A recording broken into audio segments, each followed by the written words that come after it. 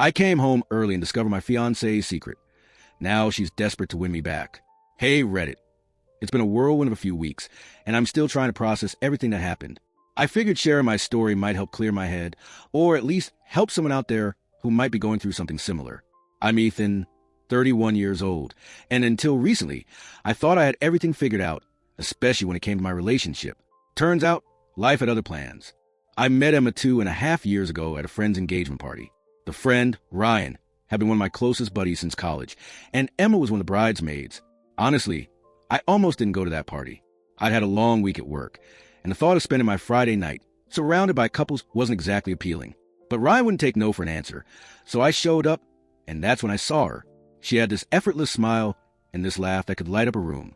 Ryan introduced us, and we hit it off instantly. I remember thinking that maybe all the cliches were true. Love at first sight, meeting the one when you least expect it. After that night, I couldn't get her out of my head. A week later, I asked Ryan for her number, and we went on our first date. Nothing fancy, just pizza and a stroll through downtown Portland. But it was perfect. By the end of the night, I knew I wanted to see her again. Things moved fast after that. Within a few months, we were inseparable. We spent weekends hiking the Oregon trails, trying every coffee shop within a 10-mile radius, and binge-watching bad horror movies until 2 a.m. I'd always considered myself a pretty independent guy, but with Emma, it didn't feel like I was giving up my space. It felt like I was gaining something I hadn't realized I was missing. Of course, no relationship is perfect. From the beginning, her older brother, Caleb, seemed to have it out for me. At first, I chalked it up to overprotectiveness. Typical big brother stuff. But his comments always had a sharper edge than necessary. Emma, you sure you're not selling too fast? He'd ask, right in front of me. Or, Ethan, you're a nice guy, but I just don't see you keeping up with her lifestyle. I tried not to let it get to me. Emma always brushed it off, saying Caleb was just blunt and didn't mean any harm. So, for her sake, I bit my tongue and played nice. A year into our relationship, we moved in together, renting a cozy little apartment near the Pearl District. Living together was an adjustment, but it only made me more certain that Emma was the person I wanted to spend my life with. Last summer, during a hike at Multnomah Falls, I proposed. She said yes. I thought that was the start of our happily ever after. I was wrong. Fast forward to last month. My buddies and I had planned a weekend camping trip near Crater Lake, a tradition we'd kept up since college. Emma wasn't thrilled about me being gone for a whole weekend, especially with the wedding planning in full swing, but she said she understood I needed a break. Or so I thought. That Saturday morning, I packed up my truck and hit the road. But 45 minutes into the drive, I realized I forgot my hiking boots.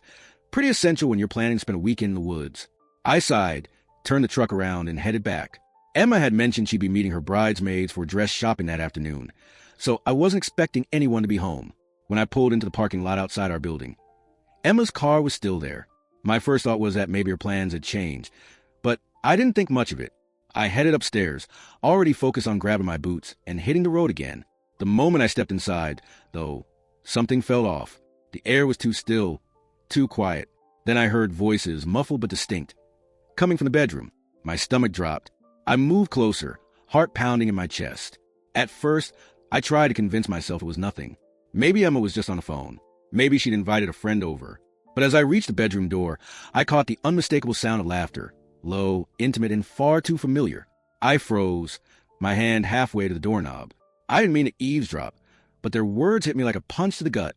You really think he has no clue? A male voice asked, amused. Ethan? Please. He's so wrapped up in his work and his camping trips. He doesn't notice anything, Emma replied, her laugh slicing through me like a blade. He's sweet, but I don't know. Safe, I guess. Predictable. And I'm what, danger? The guy chuckled. You're exciting, Emma said, her voice dropping into something almost breathless. With Ethan, I know exactly what every day will look like. With you, it's different. I didn't wait to hear more. My entire world was crumbling around me, and I couldn't stand there another second. I backed away from the door, my pulse roaring in my ears. Somehow, I made it back outside without them noticing. My truck keys felt like lead in my hand as I climbed into the driver's seat and slammed the door shut. I sat there, gripping the steering wheel until my knuckles turned white, staring blankly at the dashboard as the words replayed in my head. Safe. Predictable. I'd poured my heart into this relationship, into building a future with Emma, and this was what she really thought of me? The shock eventually gave way to a cold, burning anger. Without thinking, I pulled out of the parking lot and drove aimlessly through the city streets. My phone buzzed in my pocket, but I ignored it. I couldn't deal with her. Not now. I needed space, needed to think. By the time I finally stopped, I was miles away, parked outside a cheap motel on the edge of town. The neon vacancy sign buzzed faintly in the night air as I sat there, trying to process what the hell had just happened. My phone was still vibrating with incoming calls and texts from Emma, but I shut it off and tossed it onto the passenger seat. Sleep didn't come easily that night. Every time I closed my eyes, I heard her laughter echoing in my head. I'd trusted her. I'd given her my heart, and she'd thrown it away like it meant nothing. By morning, my grief had hardened into resolve. I wasn't going to let her spin this into some sob story where I ended up being the bad guy. If she thought she could have her cake, and eat it too, she was about to learn differently. First, I called the landlord and scheduled an appointment to change the locks. Then I headed back to the apartment, knowing Emma would still be out. I packed all her belongings, clothes, shoes, makeup, into black garbage bags. Every photograph, every shared memory went into bags without hesitation. When I was done, I dragged them all out onto the curb, right by the trash bins. On the door, I taped a simple note. You know what you did. Don't contact me. By the time I finished, the locksmith had arrived. An hour later, the locks were changed and the apartment was mine again, no ghosts of broken promises lingering in the air. As I stood in the doorway, keys heavy in my hand, a strange sense of calm settled over me. The life I'd planned with Emma was gone, but maybe that wasn't such a bad thing. After all, you can't build a future with someone who doesn't respect you. I turned off the lights, locked the door, and walked away without looking back. The next morning, I woke up to sunlight streaming through the motel's thin curtains, my head pounding from a night of restless sleep. The dull ache in my chest hadn't faded, but beneath it simmered a sense of purpose. Emma had made her choices. Now it was my turn to make mine. After grabbing a quick breakfast at the diner across the street, I turned my phone back on. Instantly, it buzzed with a flood of notifications, calls, voicemails, and texts from Emma. I skimmed the messages without replying. Asterisk, Ethan, please. I don't know what happened, but I need to talk to you. Asterisk, asterisk. Why is my stuff outside? Did I do something wrong? Please, just answer me. Asterisk, asterisk. This isn't fair. Can't we talk about this like adults? Asterisk, fair? The word left a bitter taste in my mouth. I shoved the phone into my pocket, paid the bill, and headed out. By the time I pulled into the apartment complex, Emma's car was parked outside. My heart hammered in my chest, but I forced myself to stay calm as I stepped out of the truck and approached the building. She was sitting on the front steps, her eyes red and swollen from crying. The garbage bags I'd left outside were gone, no doubt loaded into her trunk. She scrambled to her feet as soon as she saw me. "Ethan!" she cried, rushing toward me. "What the hell is going on? Why is all my stuff outside? Why won't you answer my calls?" I held up a hand, stopping her in her tracks. "Don't," I said coldly. "You know exactly why." Her eyes widened. "What are you talking about?" I came back yesterday. I cut her off. Forgot my boots. I heard everything, Emma. You and whoever the hell that guy was. Safe and predictable, right? Is that what I am to you?" Her face paled. "Ethan, no. It's not what you think. Don't insult me by lying." I snapped. "You had plenty of time to think about what you were doing while you were laughing at me with your side piece." "I'm done." Tears welled up in her eyes again. "Please, Ethan. I messed up, okay? But it didn't mean anything. I still love you. Save it," I said, stepping past her and unlocking the door. "Your things are gone. The locks are changed. There's nothing left to talk about." Before she could respond, I stepped inside and shut the door behind me, locking it with a final click. Her muffled sobs echoed through the wood, but I didn't waver. She'd made her choices. Now, she had to live with them. Over the next few days, the messages didn't stop. Emma texted me constantly, begging for another chance, swearing it was a mistake. I ignored everyone. Blocking her felt too easy. I wanted her to know that I saw her desperation and chose not to care. Then came the messages from Caleb. Asterisk, bro, what the hell did you do to Emma? Asterisk, asterisk. She's a mess. At least give her a chance to explain. Asterisk, asterisk. Don't be a coward. Face her. Asterisk, coward? That was rich coming from a guy who'd never had a kind word to say to me. I ignored him too. But the one call I couldn't ignore was from my mom. "Ethan, honey, what's going on?" she asked the moment I picked up. "Emma's been calling us. saying you threw her out without warning. I sighed and rubbed my temples. Mom, I don't really want to talk about it right now. Honey, please. I know you're hurt, but she cheated on me, Mom. The words came out sharper than I intended, but I didn't care. I heard her laughing about it with some guy in our apartment. What was I supposed to do? Congratulate her? There was a long pause. Oh, Ethan, I'm so sorry. I had no idea. Yeah, well, neither did I until it smacked me in the face. I muttered, Look, I appreciate you checking in, but I'm fine. Really? Are you sure? She asked softly. I will be, I replied, though I wasn't entirely sure if it was true. Emma's last-ditch effort came a few days later. I'd just gotten home from work when there was a knock at the door. I knew it was her before I even opened it. She stood there holding a stack of envelopes, letters she'd written by hand. I know you won't answer my calls, so I wrote everything down, she said, her voice hoarse from crying. Please, Ethan, just read them. If you still want me gone after that, I'll leave you alone. I stared at her for a moment, then took the letters without a word and shut the door. I didn't read them. Instead, I tossed the entire stack into the trash. Some things didn't deserve a second chance. A week later, Caleb showed up at my door. I opened it to find him standing there with his arms crossed, his expression hard. You really think you're some kind of hero, huh? He sneered. I leaned against the doorframe, unfazed. What do you want, Caleb? I want you to stop playing the victim. Yeah, Emma screwed up, but you're acting like you're perfect. Maybe if you hadn't been so damn boring. Watch it. I warned. Or what? He shot back. You gonna throw me out too? Face it, Ethan, you're a coward. You couldn't even confront her like a man. Just packed her stuff and changed the locks. Real mature. I stepped closer, my voice low and firm. You don't get to stand here and judge me, Caleb. I heard what I heard. There's nothing to discuss. Now get off my property before I make you. For a moment, I thought he might swing at me. But then he scoffed, turned on his heel, and stalked off. I shut the door, exhaling a breath I hadn't realized I was holding. That night, I sat alone on the couch, sipping a beer as I stared at the blank TV screen. The silence of the apartment was both a comfort and a reminder of what I'd lost. But as the days passed, the ache in my chest began to fade. Emma was gone. Caleb was gone.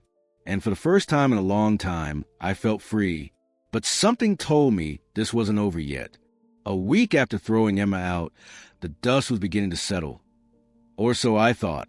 Her messages had slowed down, but I still got the occasional late-night text begging for another chance. Caleb hadn't shown up again, and I was starting to believe that maybe, just maybe, I could finally move on. That illusion shattered when my phone rang late one evening.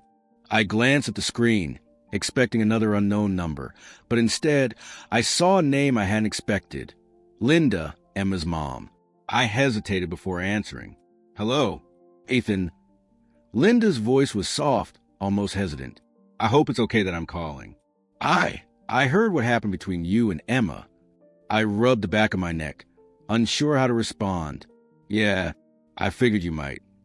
I wanted to hear it from you. Emma's been saying you misunderstood something.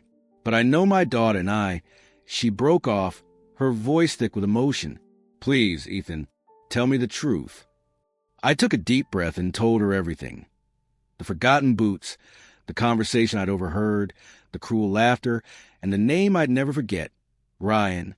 By the time I finished, the line was silent except for the faint sound of Linda's shaky breathing. I'm so sorry, she whispered finally. You didn't deserve that. None of it. Thank you, I said, my chest tightening despite myself. I just thought you should know. I appreciate that, she replied. And for what it's worth, I don't condone what Emma did. I love my daughter, but actions have consequences. If she thought she could lie and cheat her way through life without repercussions, she's learning differently now. Her words caught me off guard. I'd expected her to defend Emma, to plead her case like a mother would, but instead, there was only disappointment. We talked for a few more minutes before saying goodbye.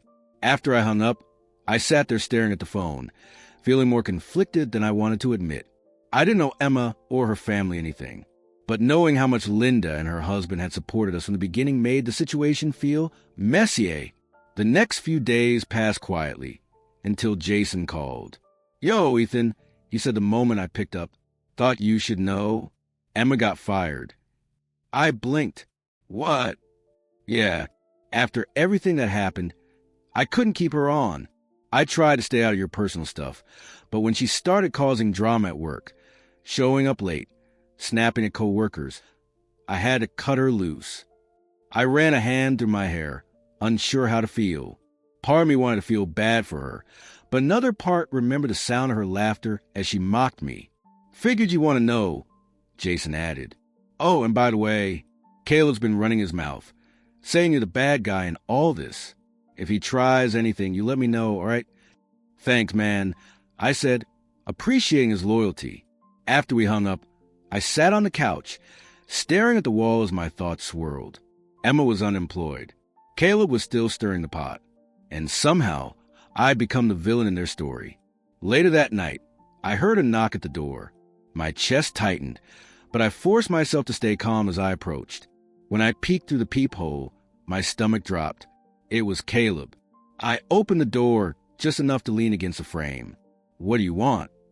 I asked, my tone flat. He crossed his arms over his chest, his eyes cold.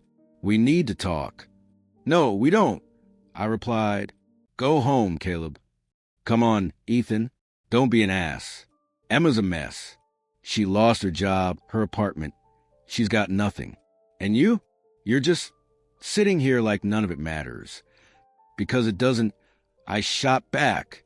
"She made her choices. I'm done cleaning up her mess."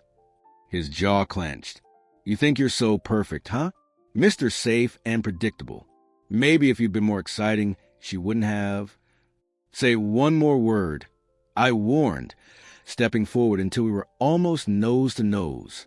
"Go ahead. Say it." For a moment, it looked like he might swing at me.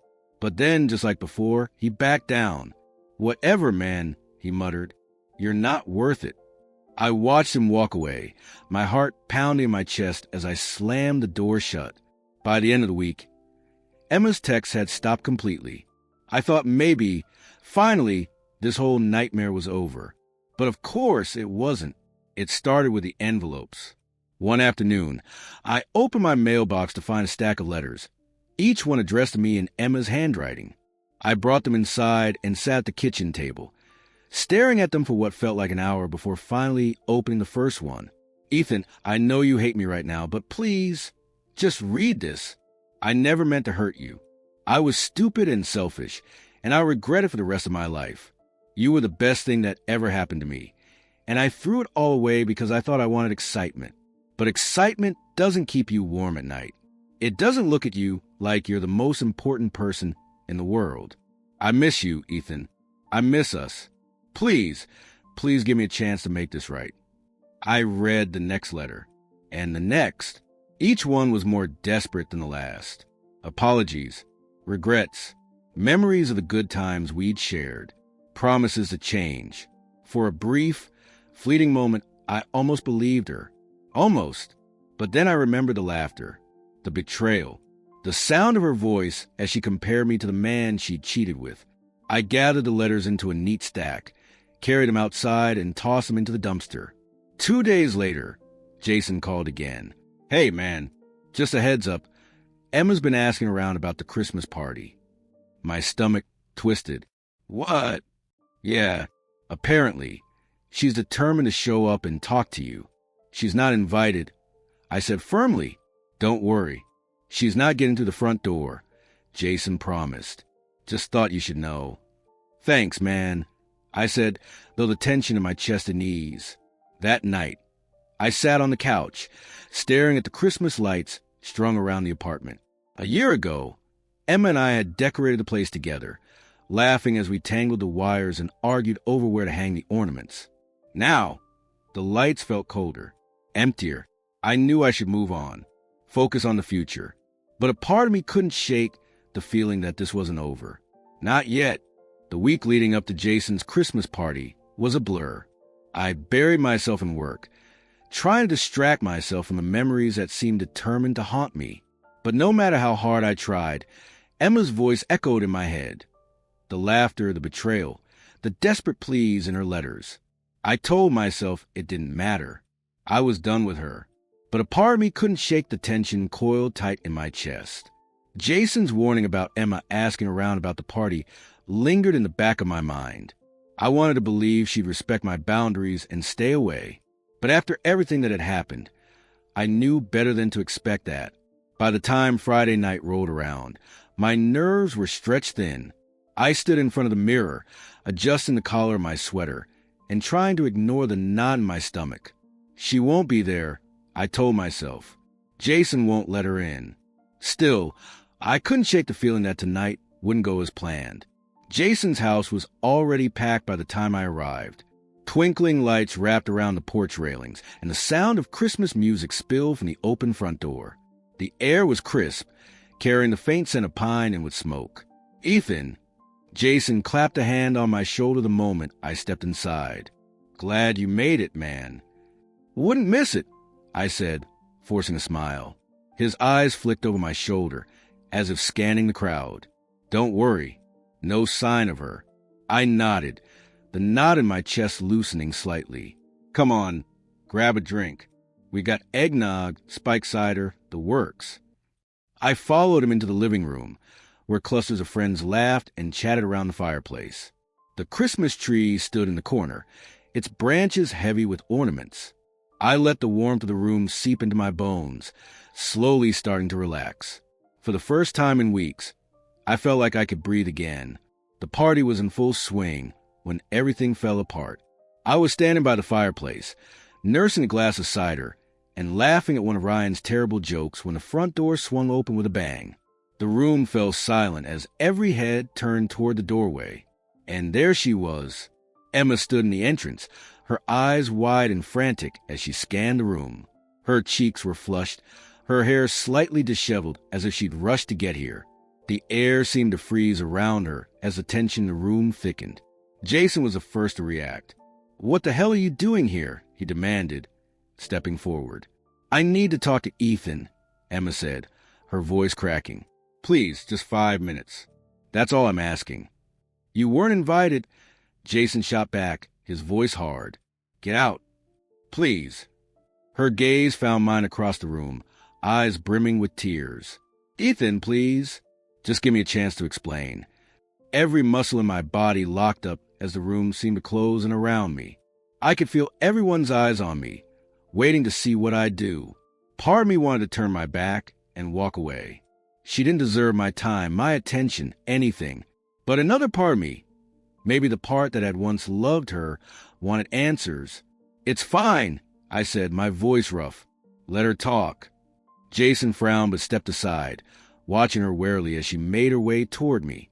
The room buzzed with whispered conversations as people tried to pretend they weren't watching the unfolding drama. Emma stopped a few feet away, her hands twisting nervously in front of her. "Ethan, I know I messed up," she began, her voice shaky. "I don't have any excuses. I let Caleb get in my head, and I made the worst mistake of my life. But I swear what happened with Ryan, it didn't mean anything. I thought I wanted something different, but the second I lost you, I realized how wrong I was.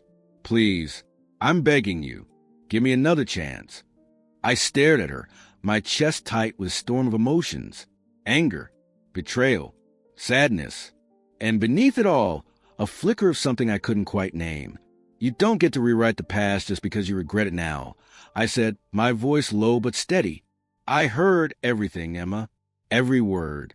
You didn't just cheat. You laughed about it. You mocked me like I was some joke. How do you expect me to forget that?"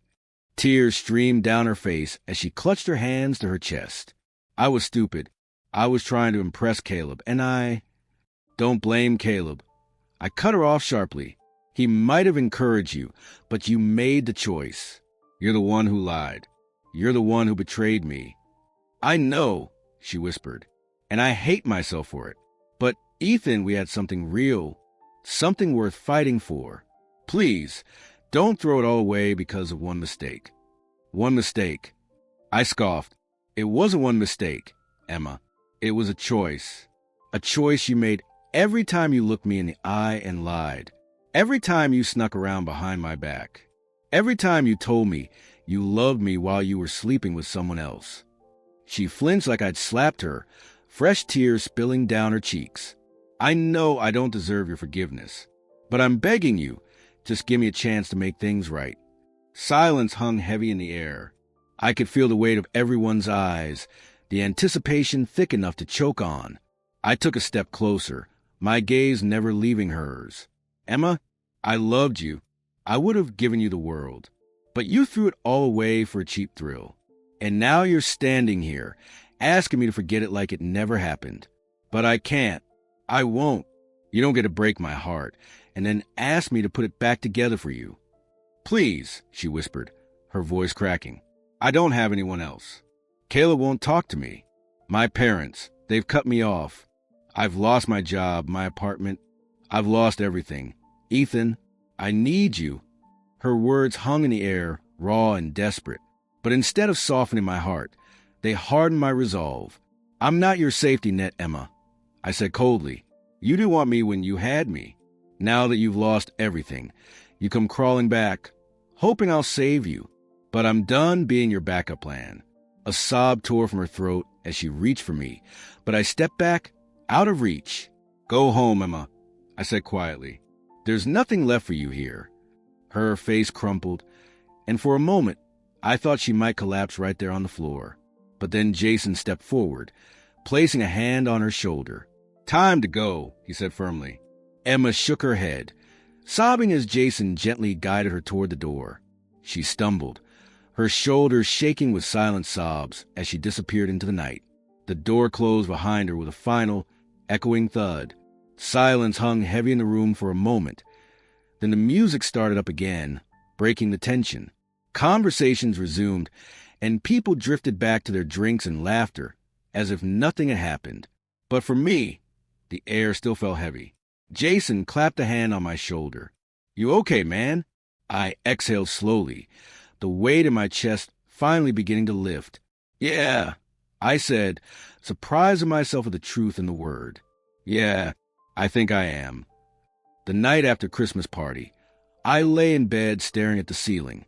The confrontation with Emma replayed in my mind, the desperation in her voice, the tears streaming down her face as she begged for a second chance. For the first time since everything fell apart, I didn't feel anger or heartbreak. I felt closure. She was gone, and I didn't owe her anything. Not my time, not my forgiveness, not my sympathy. She'd made her choices, and now she had to live with the consequences. With a long breath, I closed my eyes, letting the tension seep out of my body. For the first time in weeks, sleep came easily. The following morning, I woke to a bright winter sun filtering through the blinds. The air in the apartment felt different, lighter, as if the last traces of Emma's presence had finally dissipated.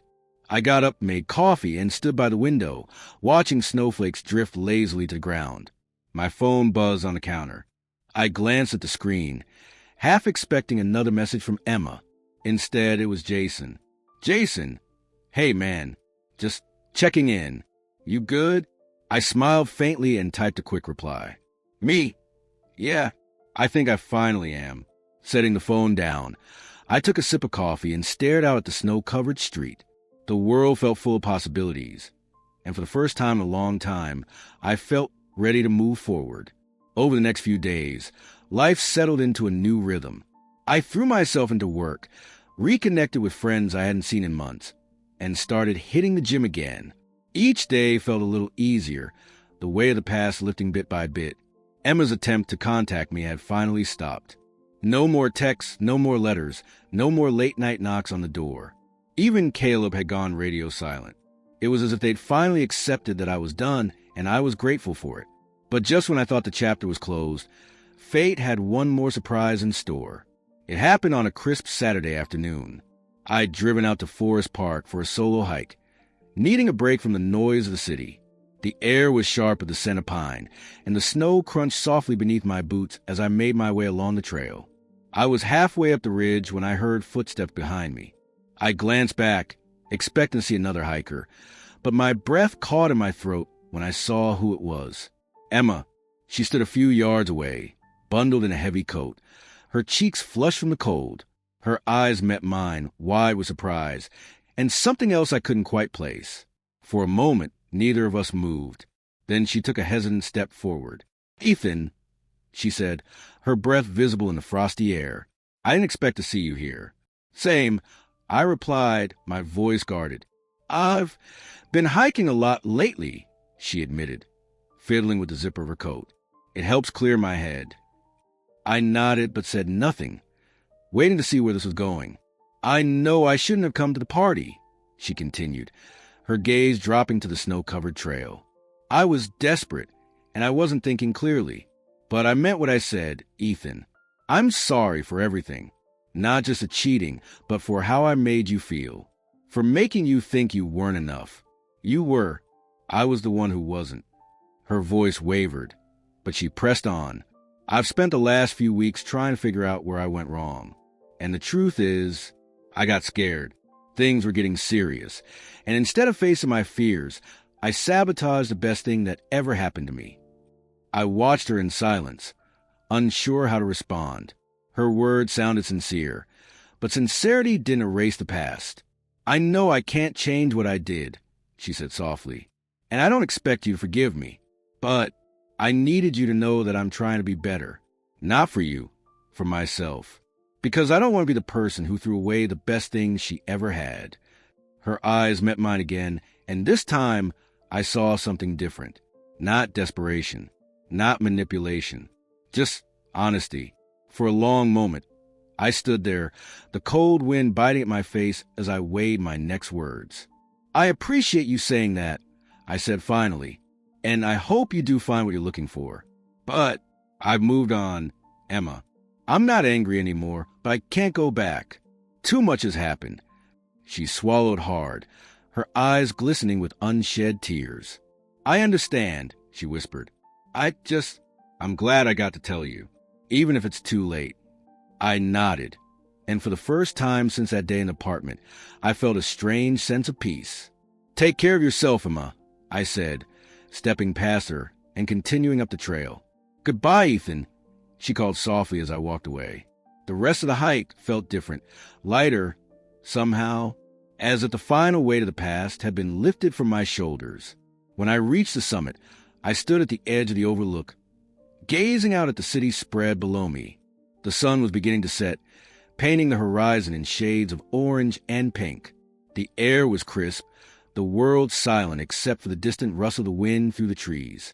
I took a deep breath, feeling the cold air fill my lungs, and smiled. This was it, the start of something new. And for the first time in a long time, I couldn't wait to see where life would take me next. A year had passed since that fateful winter. Life had moved on, and so had I. I'd found a new apartment, a cozy loft in the heart of the city, with floor-to-ceiling windows that overlooked the river. Work was going well, and I'd even started dating again. Nothing serious yet, but it felt good to open my heart again, to see the possibilities that lay ahead. Jason's Christmas party rolled around once more, and this time I walked through the door without a hint of hesitation. The house was packed with friends and laughter, the air filled with the scent of pine and mulled cider. "Ethan!" Jason called from across the room, raising his glass in greeting. I made my way through the crowd, exchanging handshakes and hugs as I went. It felt good to be surrounded by friends, to feel like I belonged again. As the night wore on, I found myself standing by the Christmas tree, sipping a glass of cider and watching the lights twinkle against the ornaments.